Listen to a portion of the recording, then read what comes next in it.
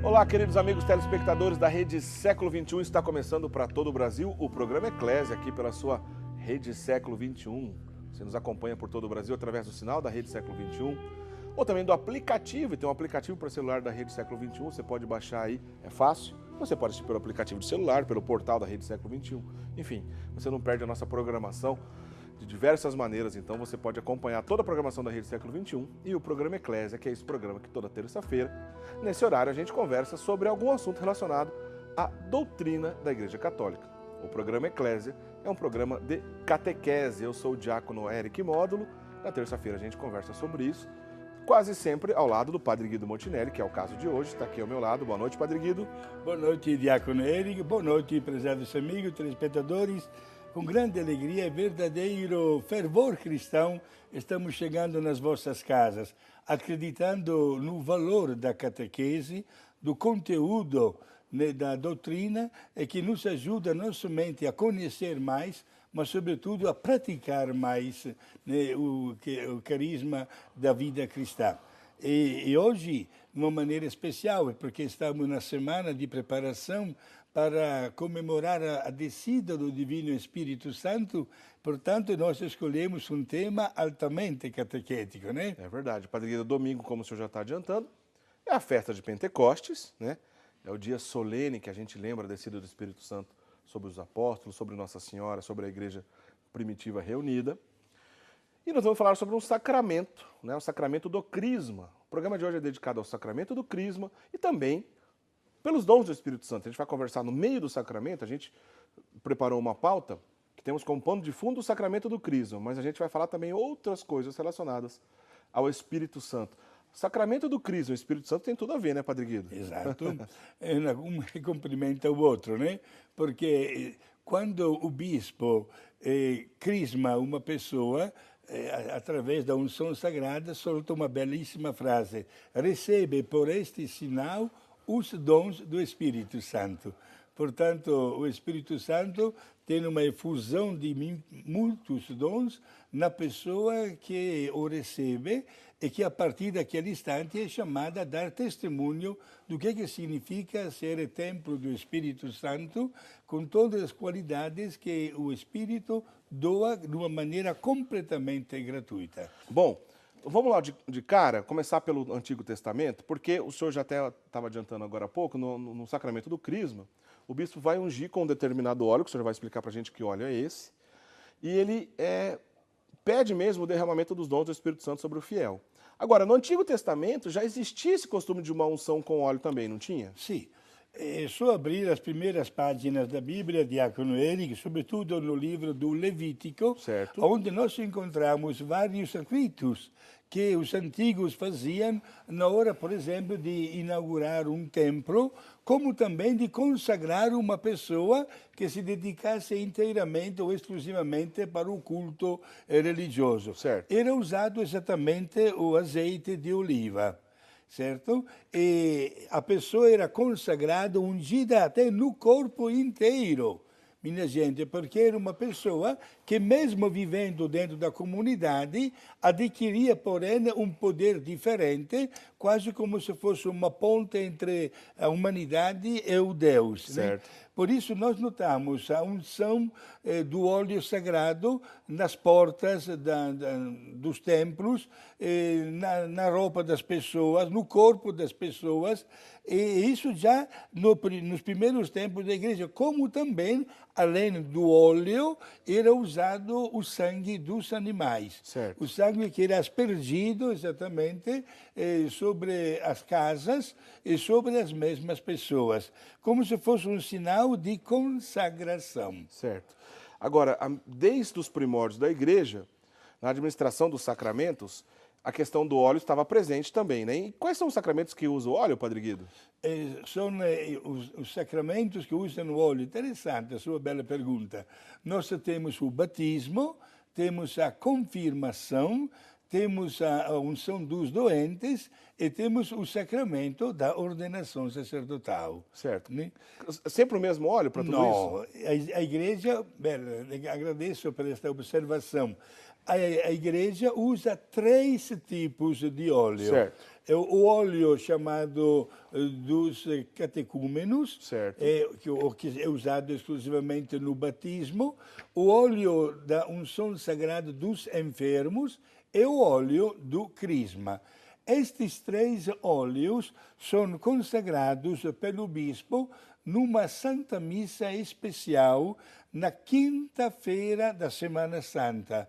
Uma missa que em língua latina chama-se Missa Crismatis, isto é, Missa do Crisma. Popularmente conhecido como Missa dos Santos Óleos. A Missa dos Santos Óleos, inclusive, é uma concelebração do bispo com os sacerdotes das respectivas dioceses, e no final da Santa Missa, estes 3 óleos são entregues aos sacerdotes para levarem nas respectivas paróquias. A gente tem umas imagens para ilustrar o que o senhor está dizendo, Padre Guido. Coloca aí para a gente. Sempre o bispo que preside essa celebração, né, Padre Guido? Né, geralmente na quinta-feira da Semana Santa, está aí, ó. Certo. Essa é uma imagem, então, do Dom Moacir Witt. Dom Moacir Witt já falecido, faleceu no ano de 2014. Né, Dom Moacir Witt, que então, nessa oportunidade estava celebrando aí a bênção dos Santos Óleos. Dom Moacir foi arcebispo de Curitiba, né, nessa imagem que a gente está vendo. Ele está ali preparando para abençoar os óleos. A gente tem outra imagem, diretor? Põe para a gente. A gente tem mais imagens.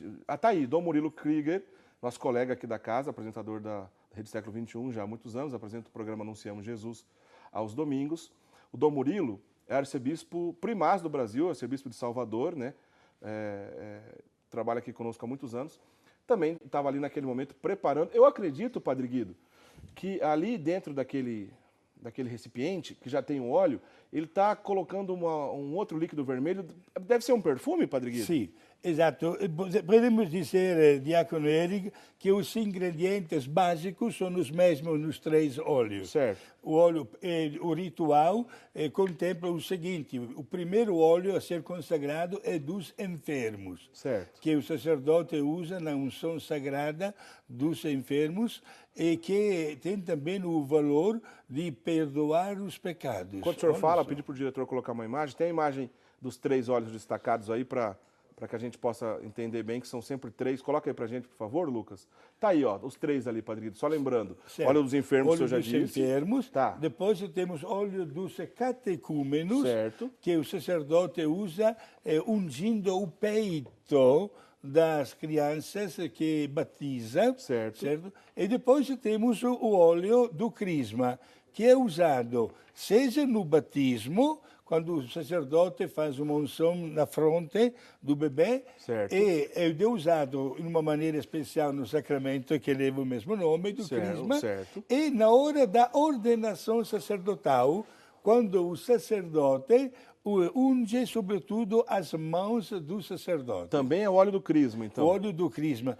E na consagração episcopal, o mesmo óleo do crisma é usado pelo bispo que está presidindo a celebração, certo, ungindo a cabeça do novo bispo. O senhor estava dizendo, eu acabei interrompendo o senhor, todos nesses 3 óleos, a base é a mesma, azeite Sim, de oliva. Azeite de oliva. Certo. E cada um desses óleos depois recebe um acréscimo de um perfume. É muito cheiroso o óleo sagrado, né? Então cada um tem um perfume característico. Exato, um perfume característico, né?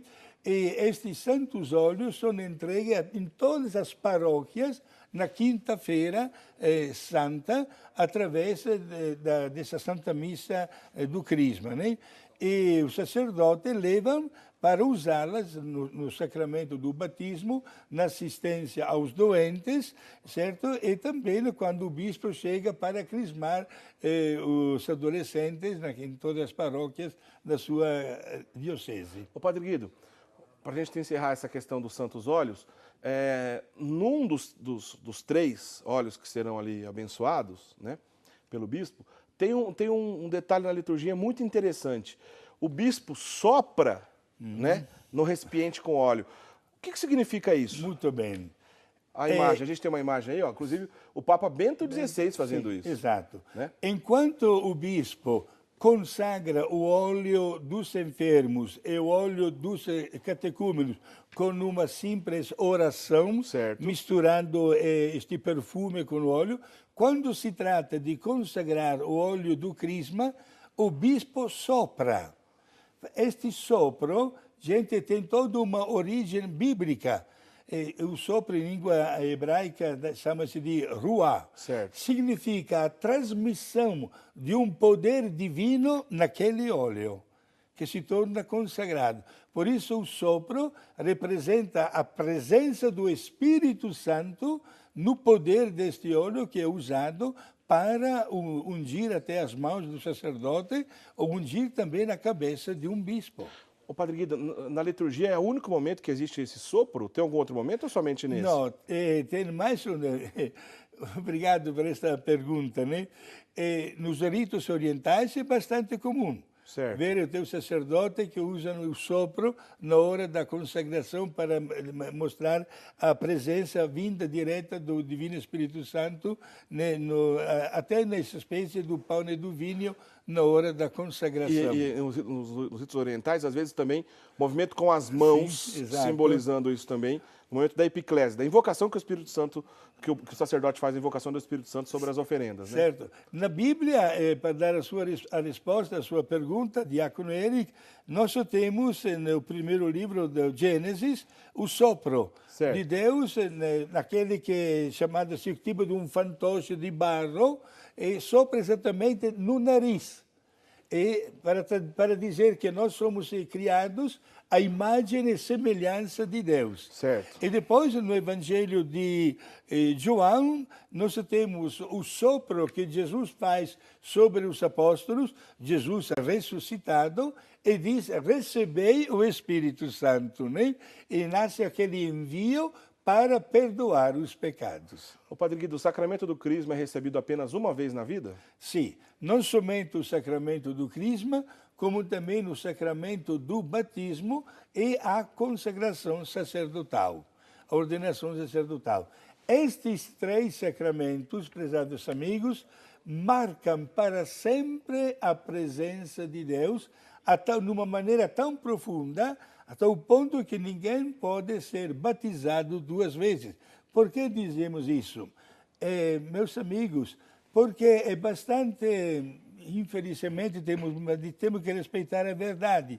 É bastante comum para nós padres, trabalhando nas paróquias, receber comunicações de fiéis que dizem: Padre, por motivos pessoais, não me considero mais católico, peço para o senhor a gentileza de riscar o meu nome no registro dos batizados. Não, ninguém pode ser batizado duas vezes. Como também ninguém pode receber o sacramento do crisma duas vezes, e no caso, como no Padre Guido, também o sacramento da ordenação sacerdotal. A ordenação sacerdotal, o sacerdócio, como também na crisma e batismo, são sacramentos para toda a eternidade. Já que o senhor entrou na questão do sacramento da ordem, só uma curiosidade antes da gente ir para o intervalo, que eu vou deixar uma pergunta no ar aqui para o próximo bloco. A gente já vai para o intervalo.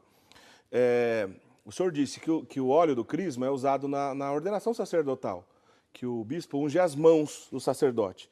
E quando existe a sagração episcopal, né, quando um bispo está consagrando outro, no caso, sacerdote, para que venha se tornar bispo, no caso é a cabeça, que é ungido com esse óleo. Sim. E o diácono não é ungido com esse óleo? Claro que o diácono também é ungido, né? Mas só que no rito é apenas a imposição das mãos. Exato, né? Exato. Agora, no rito do diaconato, é somente o bispo que impõe as mãos na cabeça do neodiácono. Ao passo que na consagração sacerdotal é o bispo e todos os demais sacerdotes que estão celebrando. A gente volta nesse assunto do sacramento da ordem, já falamos várias vezes aqui no programa, mas em breve vamos dedicar um outro programa sobre o sacramento da ordem e entrar nesses pormenores, que é sempre rico, né? Eu, por exemplo, sou diácono há 7 meses, não faz nem um ano que eu sou diácono, né? Sempre começo dizendo que o programa que eu sou diácono e tudo mais. Muitas pessoas acabam até confundindo. Eu não sou padre, sou diácono permanente, sou casado. Aliás, semana passada meu filho estava aqui no programa, encerrou o programa aqui conosco, tenho 3 filhos, sou diácono permanente, né? O grau do diaconato permanente na igreja é possível ser casado, que é o meu caso, né? Padre Guido, vou fazer uma pergunta para o senhor, para a gente ir para o intervalo, tá bom? O senhor falou aí logo no começo que o bispo, quando vai crismar o jovem, ele diz assim, olha, recebe por esse sinal os dons do Espírito Santo. Quais são esses dons? Benedito Lourenço de Faria, de Camanducaia, em Minas Gerais, está dizendo, boa noite, eu tenho muita sede de receber o batismo. O que devo fazer? O que o Benedito deve fazer, Padre Guido? Procure, em primeiro lugar, dialogar com o sacerdote da sua paróquia. Gente, porque é interessante, nós, talvez pela tradição da nossa família ou nos ambientes onde nós nascemos, foi mais fácil, mas há tantas pessoas que gostariam mesmo de receber o batismo. Inclusive, Diácono Eric, na minha vida, eu já sou padre há 44 anos e alguns meses, posso dizer, dar um depoimento que até hoje não sei como agradecer a Deus, graças aos vicentinos, nos 10 anos que eu passei em Brasília, na capital, visitávamos muitas pessoas pobres, doentes, até que moravam em barracos, debaixo de tendas, etc.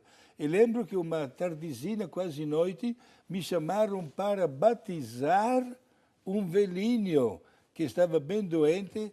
Meus amigos, eu nem saí daquele barraco tanto humilde que o velhinho veio falecer. Acabou de receber o batismo e já faleceu? Recebeu o batismo, na graça, estava só esperando o batismo e foi para o céu. Bonito isso, né? Padre Guido, o batismo, a primeira vez que a pessoa recebe o sacramento da comunhão e o crisma, encerra a iniciação cristã, né? A gente costuma dizer que o sacramento do crisma é o encerramento da iniciação cristã. Mas só esses 3 sacramentos a iniciação cristã se dá? Colocaríamos também o sacramento da confissão, né? Portanto, o batismo, a confissão, a Eucaristia e crisma. Certo? Depois temos a unção sagrada dos doentes, certo? E depois temos 2 sacramentos que podem ser dados única e exclusivamente para pessoas adultas, porque determinam o estado de vida, exatamente o matrimônio e o sacerdócio. Certo. E temos, portanto, que cada sacramento é dado no momento certo da vida. E o sacramento da unção dos doentes, exatamente, que vale para todos, nas circunstâncias. Eu já recebi, inclusive, uma vez na minha vida, o sacramento da unção dos doentes. Mas, olha, estou bem recuperado. Que bom, graças a Deus. Padre Guido, vamos à pergunta que eu deixei no ar, então, no bloco anterior, né? Questão dos dons, né? O bispo vai fazer o sinal da cruz com o óleo do crisma e vai dizer para aquela pessoa que está recebendo, geralmente um jovem, né, recebe por este sinal os dons do Espírito Santo, né? Queria que você comentasse quais dons são esses. Sim. E aí já emendaria uma pergunta. Não existe também a expressão soldado de Cristo? Sim. Quando a gente pensa no sacramento do crisma? Exato. Responderia primeiro com a segunda pergunta, porque na catequese de tantos anos atrás, o sacramento do crisma se dizia, olha, com o crisma você se torna soldado de Cristo. A tal ponto, Diácono Eric, que o bispo, logo após de administrar o sacramento, juntava a mão direita, os 3 dedos, assim, e dava um pequeno tapa na cara do crismado. Digamos a verdade que antigamente, quando se costumava batizar a criança, se ficava até com um certo medo, né? E quem sabe que dor que provocaria. Porque o soldado de Cristo deve estar pronto a enfrentar também os sacrifícios, até da sua vida, em benefício da pátria. Esse era o significado desse pequeno tapinha, então? Sim, exato. E até hoje, por exemplo, na Itália, no meu país, quando uma criancinha faz alguma arte em casa, a frase que a mamãe diz para o menino é, olha, se você não acabar de fazer isso, eu vou chamar o bispo. Se chamar o bispo, você vai apanhar. Até tem este sentido, né? Agora, gente, quais são os dons que o Espírito Santo doa gratuitamente? 7. Entendimento, sabedoria, ciência, piedade, fortaleza, conselho e temor de Deus. Gente, são dons gratuitos. Nós todos temos a Bíblia em casa. Podemos imaginar, olha, no próximo domingo, dia de Pentecostes, lembrar até com a fantasia, mas está tudo gravado nos primeiros capítulos do livro dos Atos dos Apóstolos, o que aconteceu logo que o Espírito Santo desceu sobre os apóstolos?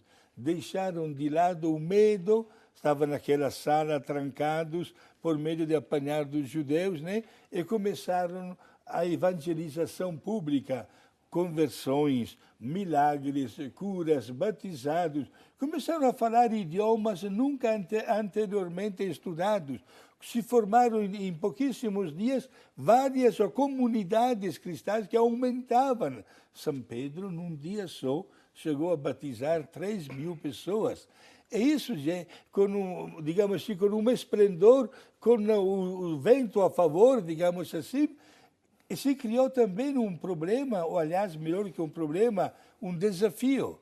Os apóstolos se olhavam na cara periodicamente e se questionavam, mas para aí, como é que nós podemos conciliar a ordem que Jesus nos deu antes de subir para o céu? Domingo passado foi o dia da ascensão de Jesus, né? E Jesus disse, ide pelo mundo inteiro, anunciai o Evangelho, batizai todos os povos, eu estarei convosco até o fim do mundo.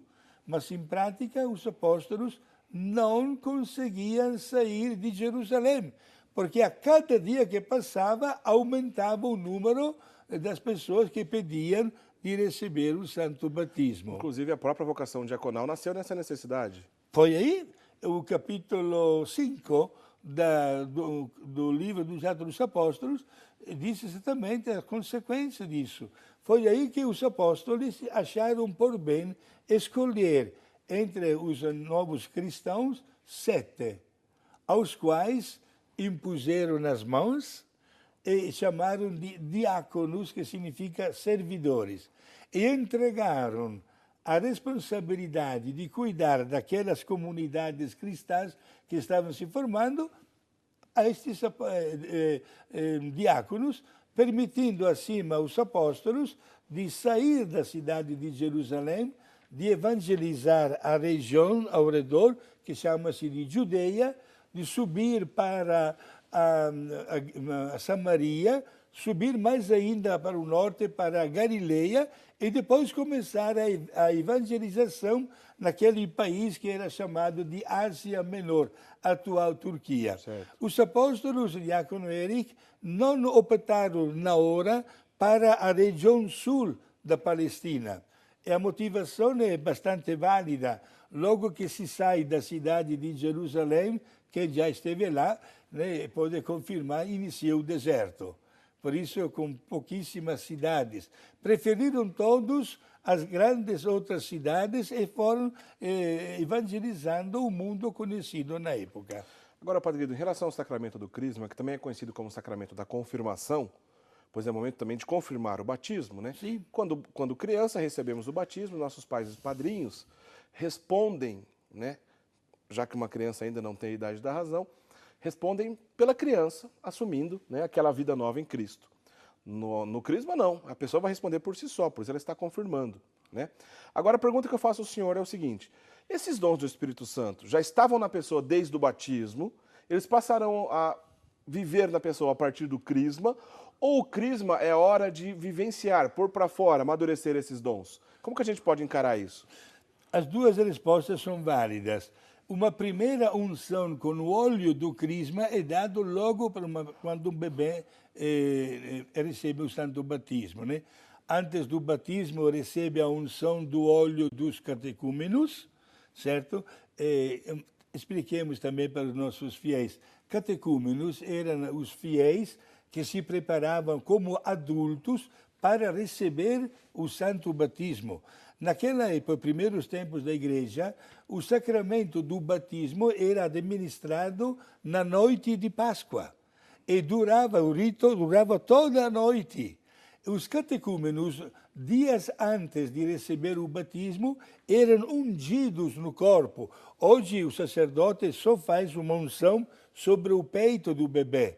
Mas antigamente eram ungidos, imitando exatamente o estilo dos que eram consagrados para serem responsáveis do culto no Antigo Testamento. Certo. Também eles eram ungidos no corpo inteiro, certo? Agora, a efusão do Espírito Santo como soldado de Cristo, isto é, como com a capacidade de testemunhar através das obras o que significa carregar consigo os dons do Espírito Santo, isso acontece com o sacramento da Crisma. Certo. Gostaria de colocar um pormenor muito interessante. O senhor Diácono Eric falou que na hora do batismo nós precisamos da presença dos pais e dos padrinhos, certo, que, interpretando a nossa vontade, assumiram o compromisso de acreditar em Deus e de rejeitar as ocasiões que nos podem levar ao pecado.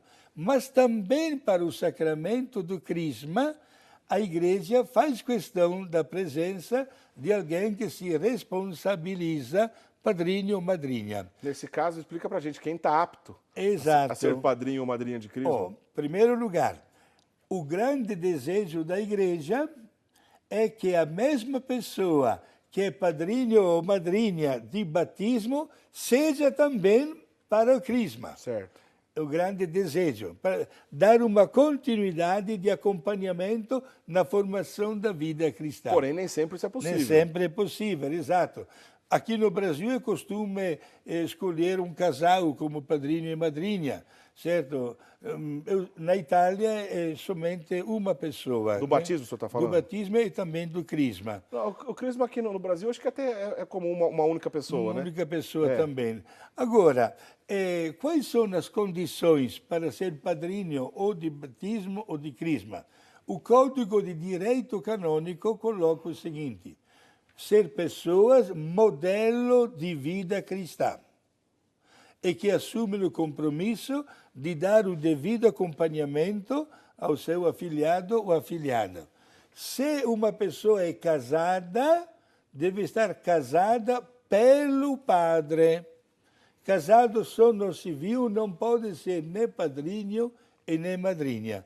E se uma pessoa não é casada, deve estar pelo menos com 16 anos de idade e deve já ter recebido o sacramento do Crisma. Entendi. São as condições exigidas pelo Código de Direito Canônico. Prezados amigos telespectadores, repito, né, portanto, pessoas adultas e capazes de dar o devido acompanhamento cristão. Se forem casados, casados na igreja.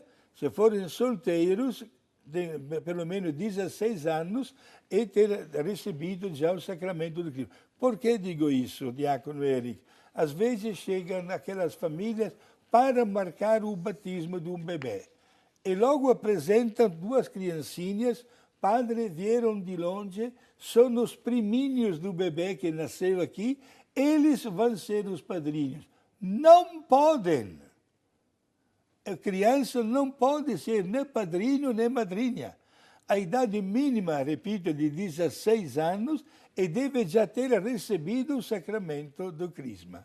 Bom, é claro, né? Alguém que será referência para a vida da pessoa, seja para a criança ou mesmo para o jovem que está sendo crismado, uma referência, uma ajuda, alguém que realmente pode indicar o caminho, né, da igreja, da salvação de nosso Senhor Jesus Cristo e ser um apoio para isso, é claro. Isso é um objetivo prático também.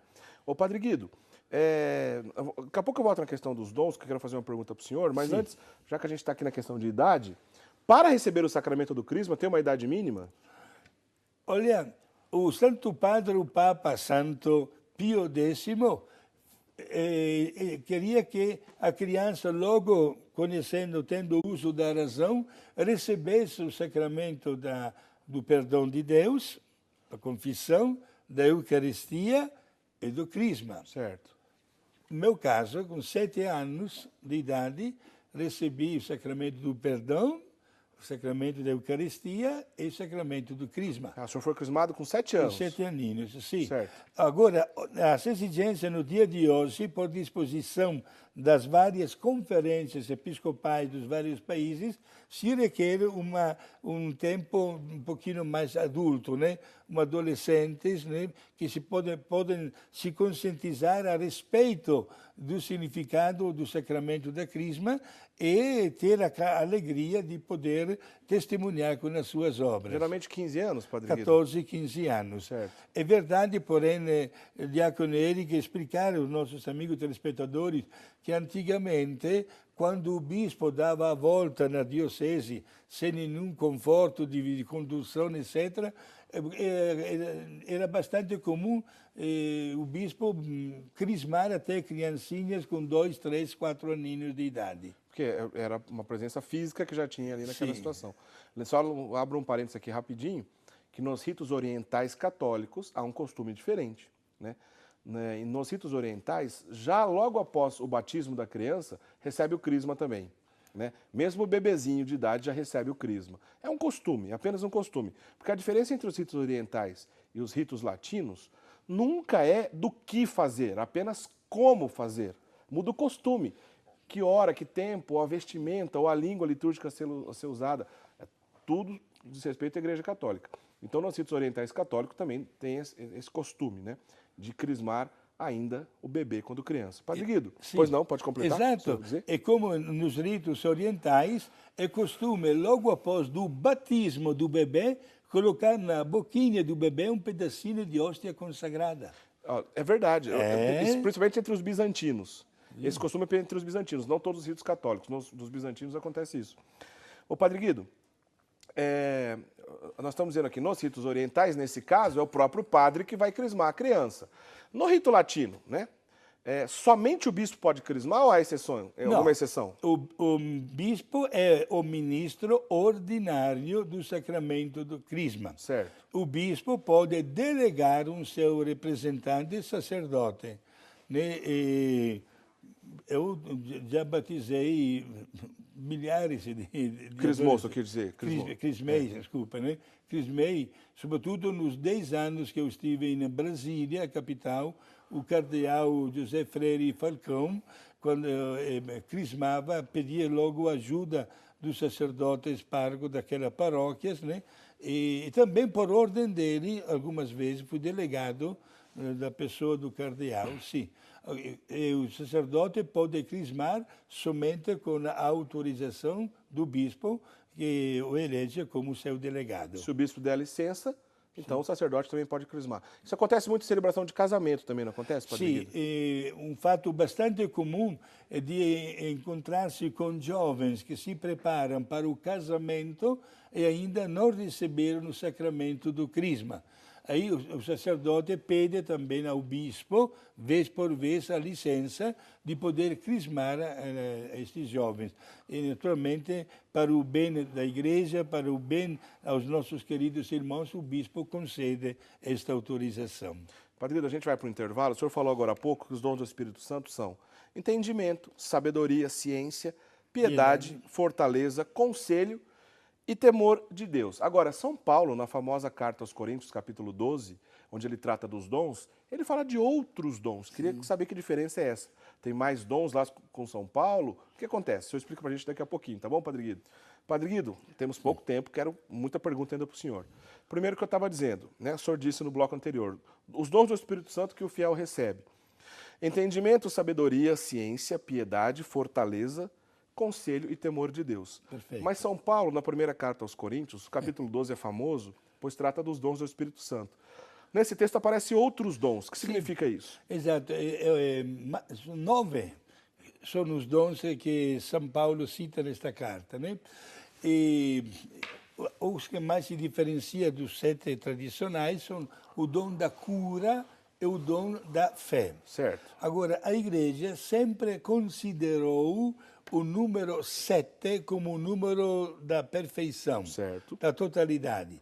E no dom do entendimento está embutido exatamente o dom da fé e o dom também da cura. Qual seria o texto básico bíblico para justificar este, digamos assim, este gesto de embutir os dois dons no entendimento? É uma expressão mesmo de Jesus, falando próprio do Divino Espírito Santo. Eu vou para o céu vou mandar o Espírito, ele ensinará para vocês muito mais coisas e vocês poderão fazer as minhas mesmas obras e mais grandiosas ainda. Por isso o dom da fé é o dom também da cura. São Paulo cita exatamente estes dons que tiveram e continuam tendo uma grande efusão, porque representa a fortaleza de Deus dentro de nós que somos somente imagem e semelhança dele. Quer dizer, esses dons que São Paulo comenta, não é que foram excluídos da história, que já está embutido. Embutido nos demais. É o número 7, prezados amigos, não esqueçam, temos os 7 sacramentos, 7 obras de misericórdia corporal e 7 espiritual, os 7 pecados capitais, etc., né? Os 7 dons do Espírito Santo. É o número bíblico da perfeição, da globalidade.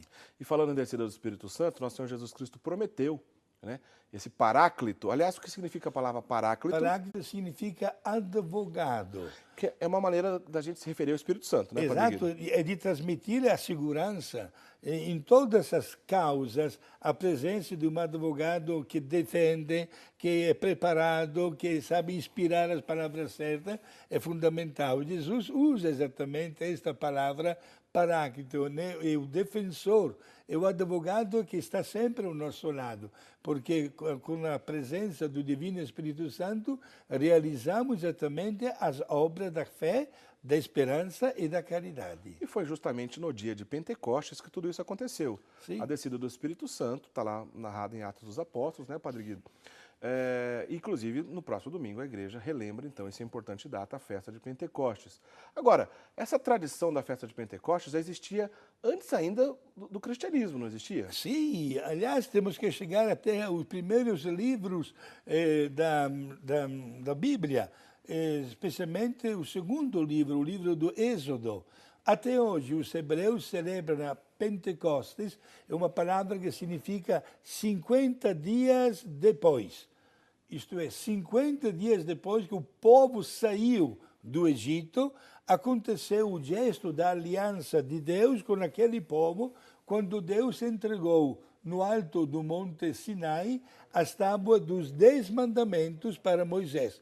Portanto, Pentecostes, no sentido hebraico, significa a aliança de Deus com aquele povo. Certo. Certo. Nós celebramos 50 dias depois da Páscoa, da ressurreição de Jesus, a descida do Divino Espírito Santo, né? Jesus havia falado aos seus apóstolos, não vos deixarei órfãos. Ele subiu para o céu, contemplamos isso neste último domingo, e no próximo nós contemplaremos a descida do Divino Espírito Santo. E Jesus prometeu, inclusive, a assistência desse Divino Espírito Santo Até o final dos tempos, né? Exato, e a tarefa do Espírito Santo é de acompanhar o cristão até a consumação dos séculos. E nesse sentido também tem uma outra catequese de São Paulo, agora na carta aos Gálatas, no capítulo 5, o senhor comentou agora há pouco, dos dons do Espírito Santo. São Paulo comenta lá no capítulo 5 aos Gálatas sobre os frutos do Espírito Santo. Sim, são vários. Cita o amor, a alegria, a paz, a longanimidade, a bondade, benignidade, mansidão, temperança. Gente, foi uma efusão extraordinária, especialmente nos primeiros momentos da história da igreja. Isso levava as pessoas a não olhar mais para trás, mas continuar esta caminhada perseverando até o fim. E não esqueça, né, que, gente, ficamos admirados sabendo a história, que deve ser respeitada. Só Deus sabe o número até dos mártires que preferiram até morrer numa tenra idade, preferiram doar a sua vida, digamos, de uma maneira muito violenta, mas não renunciaram a professar o seu credo. Bonito. Padre Guido, eu infelizmente não peguei o nome do telespectador, aqui em meio os contatos, alguém perguntou aqui rapidamente sobre a expressão batismo no Espírito Santo. Batismo no Espírito Santo. Só um parênteses aqui, né? Especialmente aos nossos queridos irmãos que participam da Renovação Carismática Católica, que aliás esse ano está comemorando 50 anos da Renovação Carismática Católica. Essa expressão ficou muito comum entre os adeptos da Renovação Carismática Católica. Nada mais é do que pedir a efusão do Espírito Santo. O chamado batismo no Espírito Santo é pedir a Deus a efusão desse mesmo Espírito Santo. Não significa um novo batismo, muito menos um novo sacramento. O Padre Guido cansa de explicar isso aqui e hoje ele repetiu muitas vezes. Recebemos apenas uma vez o batismo e esse mesmo batismo contém todas as coisas que a gente precisa para que a gente possa ser configurados a Cristo, a gente possa ser, aliás, isso é uma expressão do Catecismo da Igreja Católica. O batismo nos deixa configurado a Cristo. Então, a expressão batismo no Espírito Santo significa pedir a efusão do Espírito Santo. Padre Guido, como última pergunta para encerrar, o senhor tem 2 minutinhos para encerrar, depois a gente vai para o sorteio. Sim. Ou talvez até menos que isso, hein? O que significa o chamado pecado ao Espírito Santo, pecado contra o Espírito Santo que não tem perdão? Sim, é o mesmo Jesus que usa esta expressão, que o pecado contra o Espírito Santo não será perdoado. Significa duvidar da bondade e da misericórdia de Deus. Caso prático, chegam pessoas até na hora de uma confissão e dizem, Padre, o pecado que eu fiz foi tão grave que nem Deus pode perdoar. Este é o pecado contra o Espírito Santo. Porque se você diz uma frase desta, está colocando um limite à misericórdia de Deus, que pelo contrário é sem limites. Por tão grave que seja o nosso pecado, será sempre inferior à misericórdia divina. Legal, legal. Bom, Padre Guido, a gente está chegando ao final do nosso programa. Essa pergunta eu sempre gosto de fazer para o senhor, porque é sempre interessante, essa do pecado contra o Espírito Santo, né? Em resumo, a explicação é muito simples, o senhor sempre didático como sempre. Menosprezar o poder e a ação de Deus, né? Não acreditar, menosprezar, diminuir.